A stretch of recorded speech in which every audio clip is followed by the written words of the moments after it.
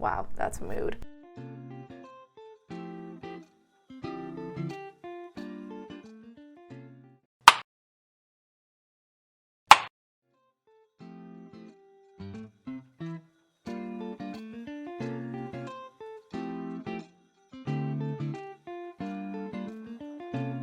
Hey y'all, it's Sunday. Welcome to the start of another weekly reading vlog. I've already finished a book today, which is fantastic. As you can see, I'm at the new house. I am continuing to work on painting. I figured this is a great time to just try and work through some audiobooks. As I said, I already finished one book, and that was All Systems Red by Martha Wells. This is the first book in the Murderbot Diaries series, which is a series I personally never really thought I would be interested in. It's a sci-fi, and it sounds kind of funny. The base explanation is we are following this android who refers to themselves as Murderbot because they are essentially trained to kill people. But really, all Murderbot wants to do is just sit around and binge TV shows. Honestly, that's a mood. The reason I ended up picking it up is because I partake in a challenge every single month from my library, and this month the prompt was a staff pick. They had this whole spread of all books recommended by different librarians. Unfortunately for me though, since I'm trying to read as many queer books as possible this month, majority of the books on that list that were queer that I knew were queer I'd already read or I had no interest in. So I ended up asking one of the librarians if she could recommend me one that was queer and a little bit less popular, and she gave me this one because Murderbot themselves is kind of non-binary coded. Seeing as how they're an android, they don't really have gender, but also a lot of the side characters in the series apparently are queer as well. In the first one, multiple different people that Murderbot works with are commented as having different partners, so some polyamorous relationships happening there too. It was about a 3-hour audiobook, and yeah, I was like, okay, fine, I'll try it out. And honestly, I did enjoy it. I see why people like this. I think majority of the series is all novellas. I think there is one full-length novel, and I do think I liked this enough to actually try and read the whole series. So I ended up starting a new series this month, which was unexpected, but I'm not gonna be too mad about it because they're novellas. They're very short. I really appreciate the tone that Murderbot has because it's one of those where they're pretty smart, but they have to sort of dumb themselves down a lot of the time because they're trying not to showcase that they've broken protocol and have more sentience than a Murderbot is supposed to have. Once the other characters realize this though, it just made things all the more entertaining. Murderbot is sort of socially anxious. Whenever they are in a conversation, they'll say, figuratively, it feels like 5 minutes have passed. Literally, it's maybe 10 seconds. I have a little bit of paint left in my pan, so I'm gonna try and finish this little section out for right now.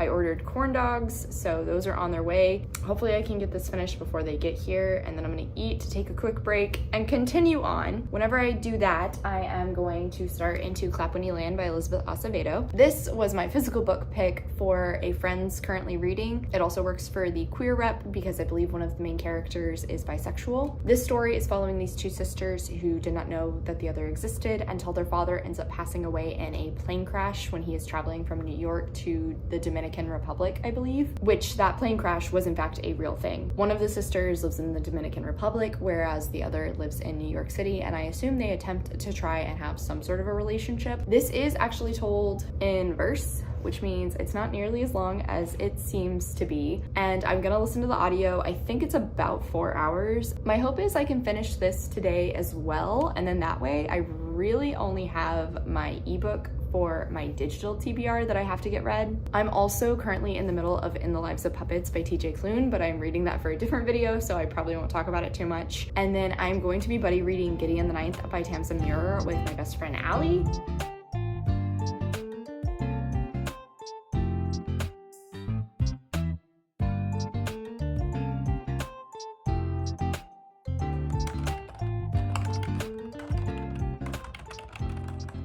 Hey y'all, happy Monday.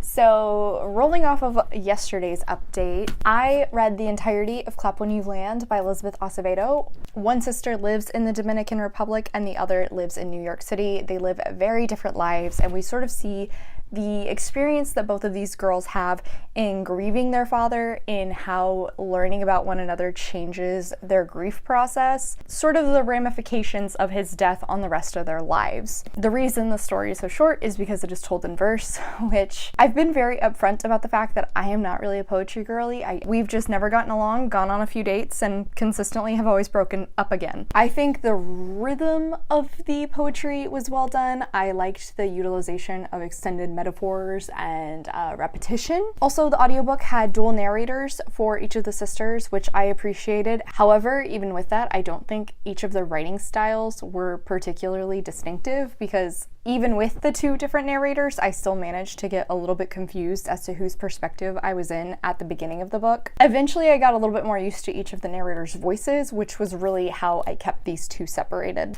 The story itself, though, I did enjoy. I think the author did a phenomenal job in exploring grief, and especially looking at the struggles each of them had when finding out about their father's betrayal and how that affected their grieving process, the impact that their father's death had on those around them as well, and how it affected the girls' relationships with these other people. I really loved the way that each of these girls craved a relationship with one another after they discovered each other's existence, because they realized that no one else in the world could really understand the experience they were going through at that moment except for their sister. I think there was a lot of emotion in the book, and I do think that Acevedo was able to make it really jump off the page and you could really feel it in the writing. As I already mentioned, the writing style for each sister wasn't incredibly distinctive, and honestly, although I liked each of them, I just didn't really feel as though they were completely fleshed out characters. I wanted more depth from both of them, and I think that is probably due to the writing style in this book.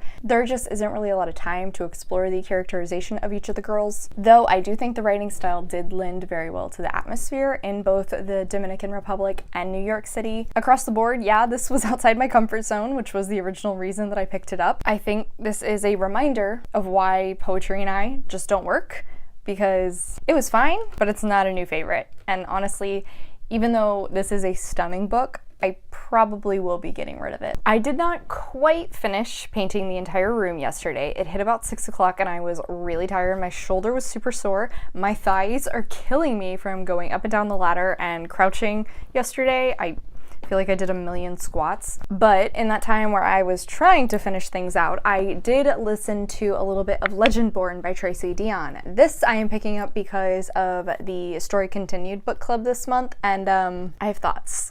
Starting out, this is a King Arthur retelling in which we are following this young girl named Bree. Recently, her mother has passed away, and shortly after, she has gone to this college where they have like a early admittance program for teenagers to go there and get college credit. It sort of sounds similar to like dual credit, which is something I had in high school, where I technically speaking was taking a high school course, but I got college credit for it, except Bree is actually staying at this college itself.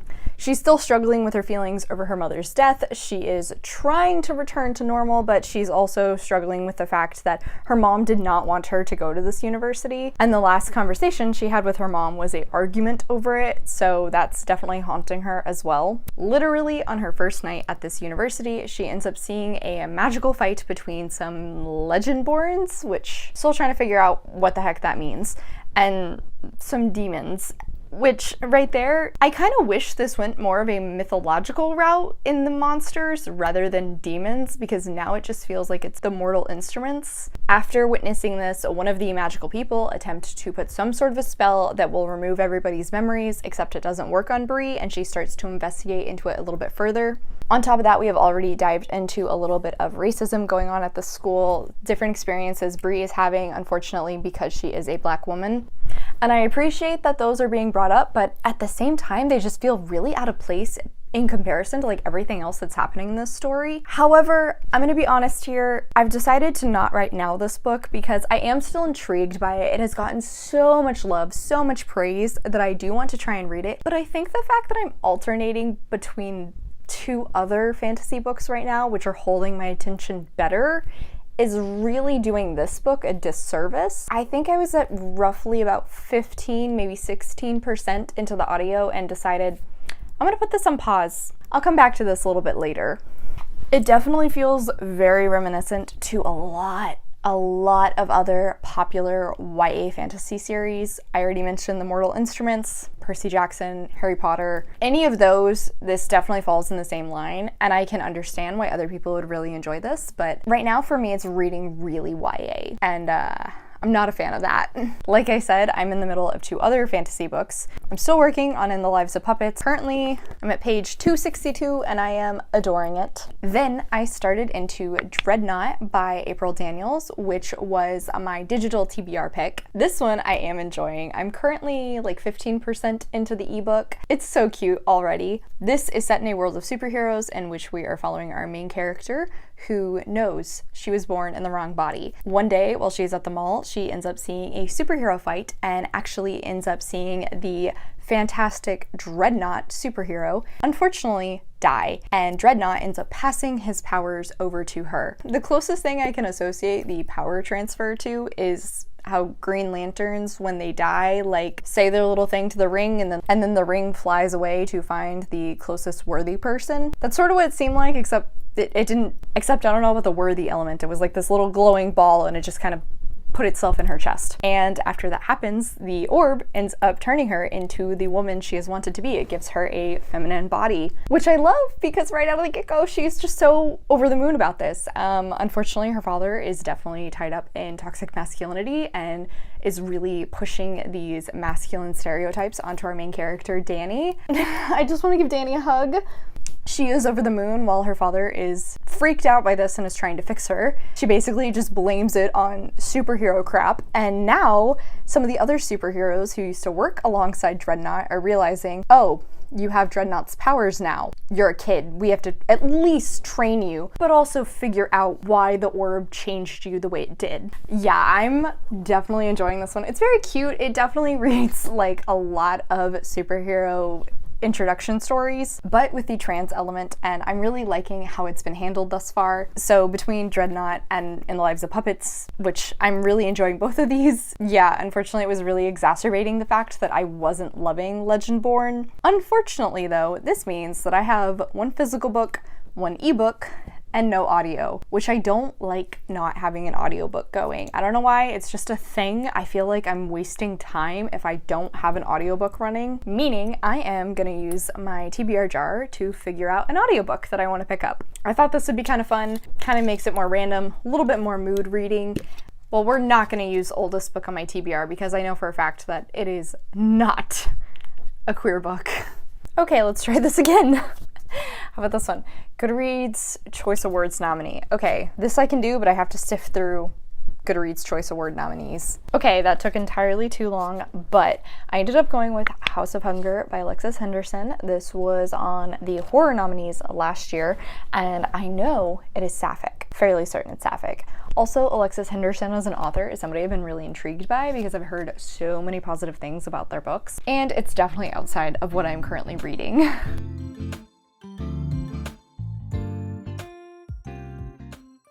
Hi gorgeous people. It's Tuesday night. I got home from my brother's, realized I have not filmed an update. Yeah, I'm trying to get ready for bed. We're gonna do this while I do my nighttime routine. Hi. I actually got a lot read today. First off, I read 2 chapters into In the Lives of Puppets. I'm definitely gearing up towards like the final climax and I'm freaking loving this book. It's just so cute. It's so wholesome. That's really like the big term I'm giving this book is wholesome. Apart from that though, I hit like 45% into Dreadnought and I'm also really adoring that. It's so stinking cute. Oh my god. I love Danny dearly. I just want to wrap her up in bubble wrap and protect her from all these terrible people in her lives. Even people who she thinks are there for her and are trying to care for her are still not being great, namely her mom. Her father is a raging homophobe and transphobe, even though, like, she's officially become this woman, but her father is still acknowledging her as a guy. And then now she's actively been going to school, and her best friend basically is like, well, you're a chick now, and I'm constantly getting turned down left and right, so why don't we just date? Problem solved for both of us. And Danny's like, no, I'm gay. And of course the friend is like, oh, well then that's perfect because that means you still like men, right? There's a lot of dead naming and using wrong pronouns in this, and just overall idiocy when it comes to trans people. But on the whole, I am still really enjoying this. Any superhero character that is not Dani, it is very obvious that the author probably made them some sort of an amalgamation of other characters from Marvel or DC. We have like a Thor character, we have a Batman, we have a Superman, there's an Iron Man. I guess there's kind of like a Scarlet Witch sort of character, which I'm really bummed about because her name is Grey Witch and she's a TERF, so you know, that sucks. But at the same time, I think the author has done a phenomenal job at just tackling so many of these topics and managing to weave them into the story seamlessly, even though there is the fantastical element, given the fact that, you know, Dani became completely female, this perfect female body she has always wanted because of a supernatural entity thing inhabiting her body. At the same time, she's still having to deal with all this crap, and it's ridiculous. Unfortunately realistic. And then I also like the way sexism has been talked about. Whenever Dani turned into her perfect ideal self, Doc Impossible comments that, well, the perfect ideal self is like a model, basically. Most women don't look like that. And initially Dani's like, oh my god, I didn't even think about that.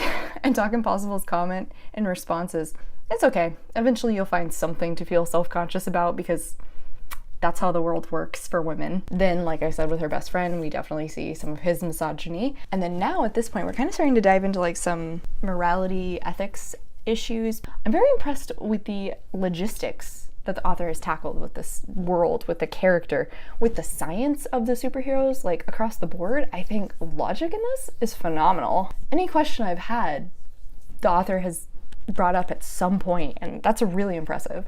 And then, like I said, I really like Dani. I really care for her. I want to wrap her up in a hug. I want to protect her. She's been beaten down by so many people in her life, and she has a habit of consistently blaming herself for everything that surrounds her, and it's so sad when really she just wants to live her life. She just wants to be the person she knows she is supposed to be. Anyway, before I start crying over that, I started into the audiobook of House of Hunger. I'm roughly maybe pushing 2 hours into it. There are these really rich people who basically pay other people to be blood maidens for them, which means that they allow the rich person to feed on their blood.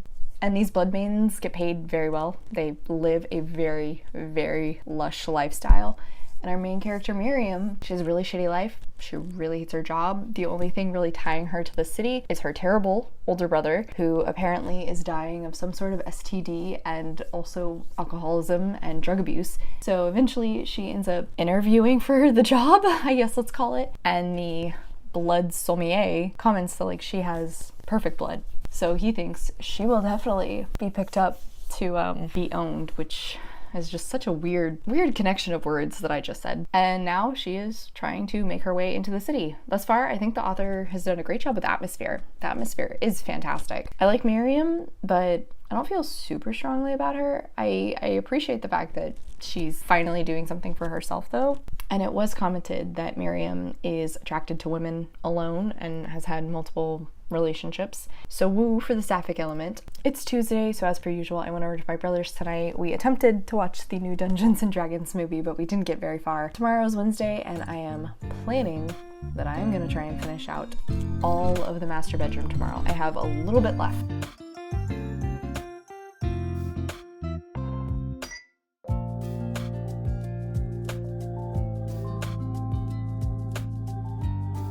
Hey babes, so it's Wednesday. As you can see, I am back at the house. I am determined to finish out painting this wall. All I have left is a little bit. I was just so dead on Sunday, so we're gonna get this done today. You don't think painting takes a lot out of you, but especially like going up and down a ladder, it's more work than you expect. But anyway, I think I have about 40 pages left in the Lives of Puppets, so I've really been focusing on that anytime I've had time to read today. I attempted to wake up a little bit early so I could work on Dreadnought, but it didn't happen. I stayed up late last night reading a fanfic, and then I was talking with Josh because he is out of town right now. Even though I was reading, I was definitely fading in and out of consciousness. I think I maybe got 5 pages read into it, but I did listen to a little bit more of House of Hunger, and I am continuing to enjoy this. Miriam is officially in the Northern Territory, and now she's being tested by the Countess, who will possibly be purchasing her. Now that I've officially met the Countess though, yeah, it's I think that's how you pronounce it. Lots of different stories regarding young women and their blood. I do think that's a really interesting idea to turn into a story like this. And I love the gothic vibes thus far. The atmosphere in the story is really great, especially now it's starting to become a lot more lush and beautiful. But yeah, it's a little weird. However, I am enjoying it. I am planning to continue listening to that while I am painting. So hopefully I can get some more of it read. Then I actually realized that this works out super great that I'm filming a weekly reading vlog this week, because Jan on her Patreon does either a 24-hour, 48, or like weekend readathon every single month. And this month it is this weekend, and it is also spooky LGBT plus themed. Even if I don't finish House of Hunger today, that would definitely work for it if I end up reading it around Friday.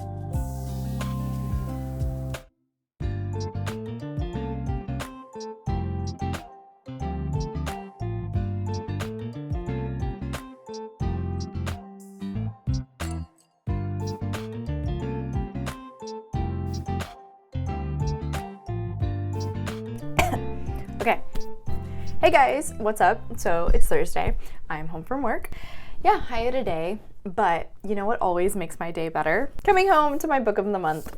So first off, we got our bookmark for this month is Respectfully Leave Me Alone. Wow, that's a mood. I got Inkblood Sister Scribe by Emma Tors. I should probably look up how to pronounce that. But this was the fantasy pick, and I'll tell you what sold me. Two estranged half-sisters tasked with guarding their family's library of magical books must work together to unravel a deadly secret at the heart of their collection. Magical library.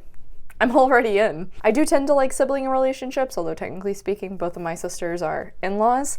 Even with that, sibling relationships are a positive for me. Between the cover, that little blurb, and then also it's purple, and I feel like we don't have a lot of purple books, and it is a underappreciated color, at least in book covers. Automatically made my day so much better. I have a lot to talk to you guys about. I guess I can't really talk about this, but I finished In the Lives of Puppets. I do have another reading vlog that this will be talked about in, so I'll put a link to that in the cards. I finished it, and yeah, I cried at the end multiple times. I did really enjoy this, and also look at all of these annotations. This makes me very happy. It also is just very satisfying because my tab colors matched the cover so perfectly. Also, because I finished this, I've recently decided that I'm going to try and do this thing where every time I finish reading a book, either physically or on ebook, I'm going to try and read like a graphic novel or a comic before I jump into the next book. I wonder if it'll like kind of help reinvigorate me every time I start a new book physically. I tend to read physically a lot slower just because I don't have as much time.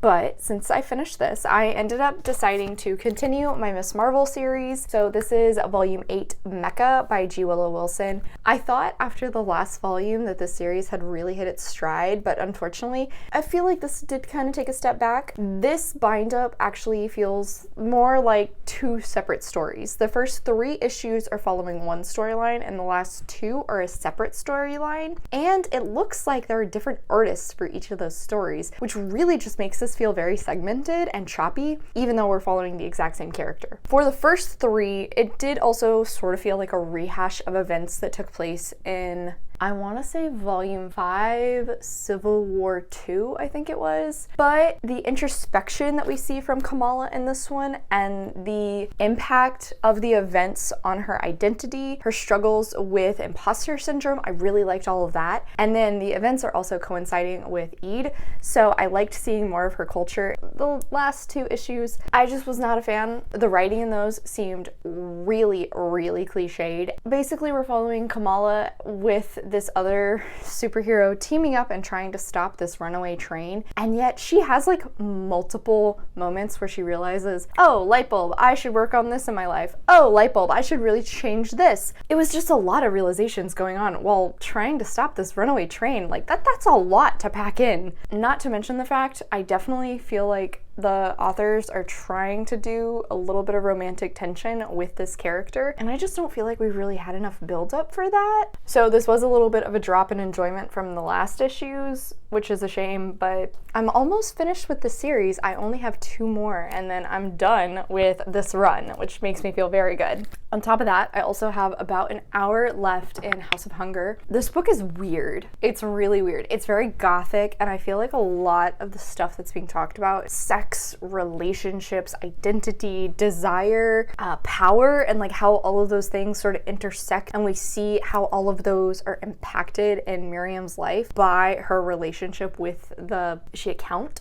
I don't know with the lady of the house, Elizabeth. We're like really diving into the horror. It is getting so unsettling. There have been multiple scenes now where I've like actively just frozen in place because I'm so creeped out by what's taking place. It's not like the most visceral thing. The horror is not super gory. It's just like the mindset that I'm in while listening to the book and thinking about these events taking place is shiver-inducing. And then now there was this big reveal that just took place, which honestly, like, I so saw that coming from a mile away, but I think the fact that I saw it coming is more due to my realization of what was the inspiration for this book. And perhaps if you didn't know that, you wouldn't expect it. But at the same time, I don't feel like it's the most shocking thing ever. I understand why a lot of people really enjoyed it. It's a very short read. So anyway, I'm gonna film another few updates and then I'm gonna start on editing.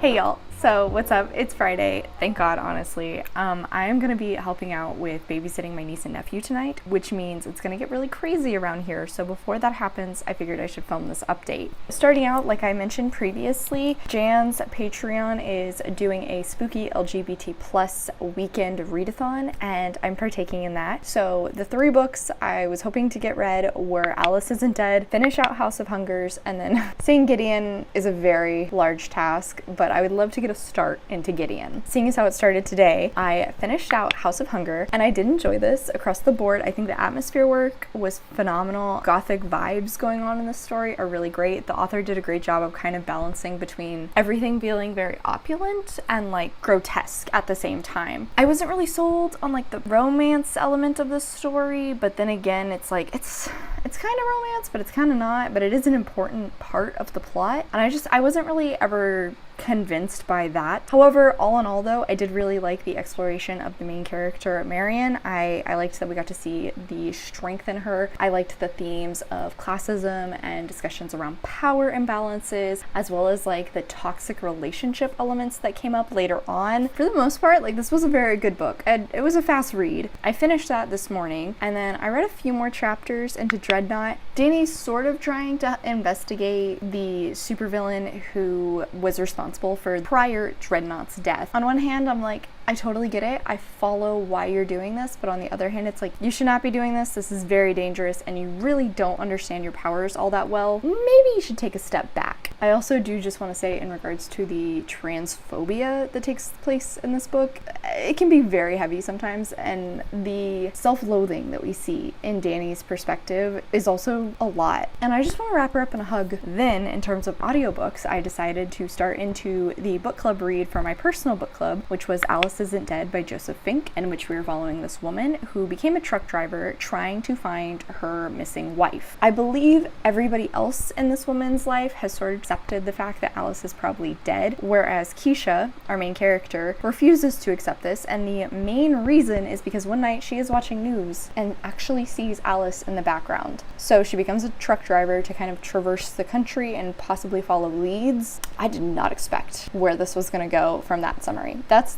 so basic. That is maybe like the first 5 chapters, and then it just goes off the walls. It gets really weird. Like, this is a horror book, and I wasn't really sure how this was going to be horror off of that summary because it sounded more thriller-esque. No, it gets freaking weird, and I'm still kind of trying to figure out what's going on. It's one of those scenarios where it's like a conspiracy on top of a conspiracy on top of a conspiracy. It goes all the way to the top. Our main character, 𝗖cie, I don't really feel very strongly about her. This book is also broken down into different parts, and at the end of part 1, I was like, how the hell is this book going to continue? Because this feels like this is the climax. This is the end of the story. Part 2 was definitely a bit of a lull, and then we jump back in part 3, and I think that's where I'm at now, sort of figuring things out. And it's like every time she thinks she's got a handle on things and I feel like I've finally gotten a grasp on the story, nope, another layer of confusion just drops in. I just hit another one, and I'm still trying to wrap my head around what the heck that actually means. I think the audiobook is about 8 hours. I'm currently probably halfway through. I have considered DNFing it just because I'm so lost, but on the other hand, like, I am really intrigued and I do want to see where this is possibly going to go, but I'm not sure if this is gonna end positively for me. I'm intrigued enough to keep going, but I can't see this getting more than 3 stars at this point because it just seems like so much. So that's it in terms of reading updates. And then finally, I recently got a new phone and my case just came in and I'm very happy about it.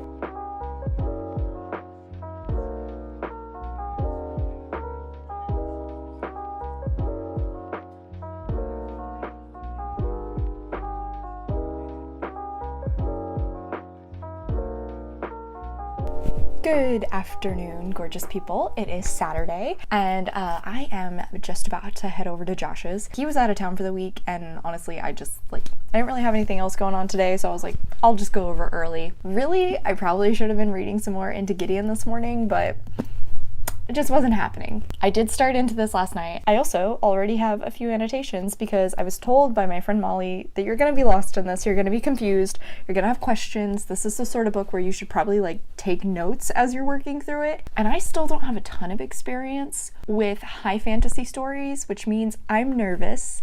Gideon, she's already won me over. Apparently she was like a slave, an indentured servant to the House of Nine, and now she basically is trying to run away and join this army, which is like the 34th time she's tried to do this. Harrow, which is the titular character of the second book, I believe, she is the heir to the House of Nine, and I believe like the main person in charge of Gideon. The writing is very funky because on one hand it feels futuristic, but it also has a way of staying true to like classic fantasy feel, yet when it comes to dialogue and comedy, it's so modern. So that's very funky, and I'm enjoying it thus far. It seems like Gideon is kind of a smartass, and I love that. Definitely a bit crude also. So yes, I got a single chapter into this. I am planning to take this with me. I never get nearly as much read when I go to his house as I think I'm going to, so I'm not going to promise anything there. However, I definitely have not read enough of this to try and listen to the audiobook because I need to get settled into a fantasy world before I can start listening to the audiobook of it. While I was getting ready, while I was taking a shower, and yeah, I should probably do something with my hair, but I just don't want to. While I was doing all that, I listened to some more of Alice Isn't Dead. I have about an hour left in the audio. It's sort of supernaturally, but at the same time, like, it's not. The horror is in human beings. It's strange. The body horror is also very funky because, like,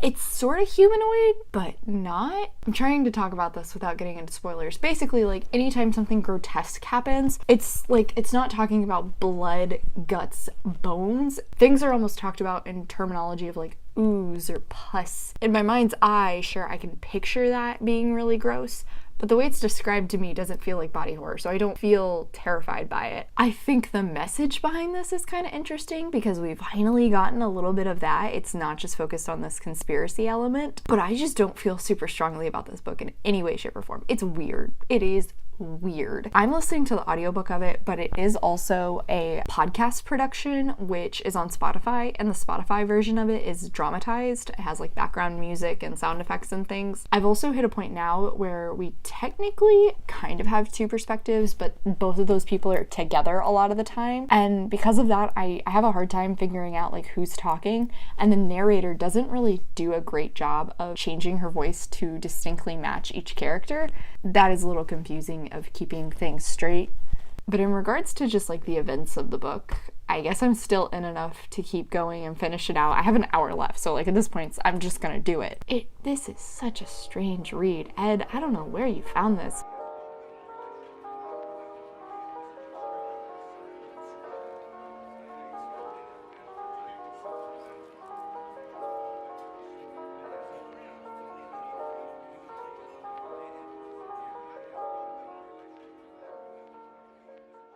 Hey y'all, so it's actually Monday afternoon.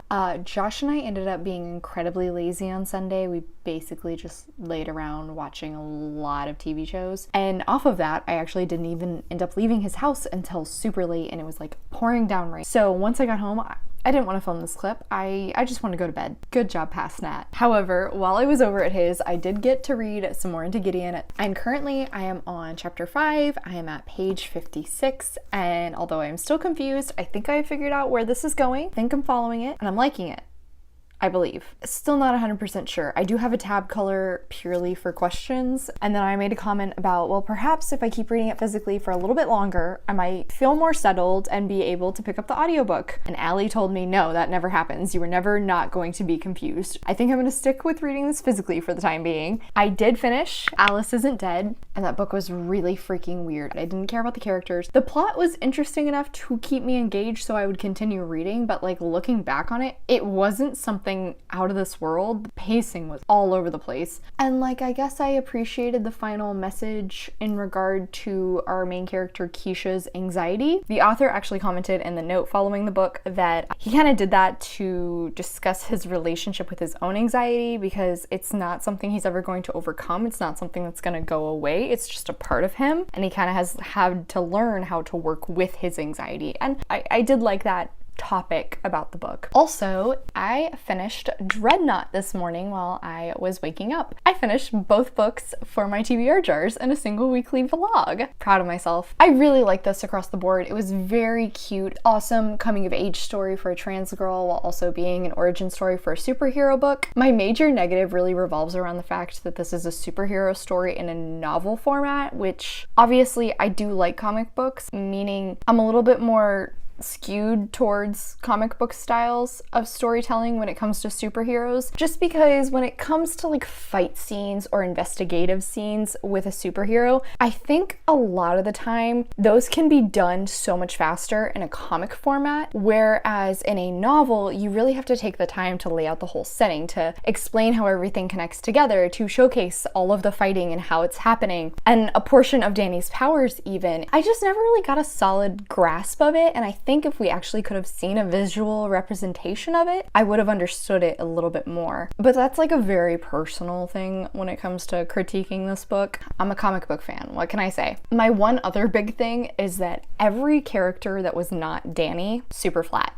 Very, very little characterization. None of them really had personality, excluding Doc Impossible, but even then. And then the other superhero character she ends up working with, Calamity, not a ton of personality there either. The ending of this did drag a bit, but I think it's mostly due to my issue with the storytelling around the climax being in word form rather than a comic book. I really can't fault it in that regard, but I did really enjoy this. Cute. I definitely think this is a underrated book. I've never heard anybody except for Annie talk about it. If this sounds like something you'd be interested in, I do recommend. And on that note, that is the end of this weekly reading vlog. I think this may be my most successful reading vlog ever because I finished 7 books. Alright y'all, so that is it for today. Thank you so much for coming to my channel. I really appreciate it. Make sure to hit like and subscribe down below. I have all my socials as well as a few ways you can support me linked in the description. I come out with videos on Monday and Friday, but until then, I hope you continue to have a terrific day. Love you, bye!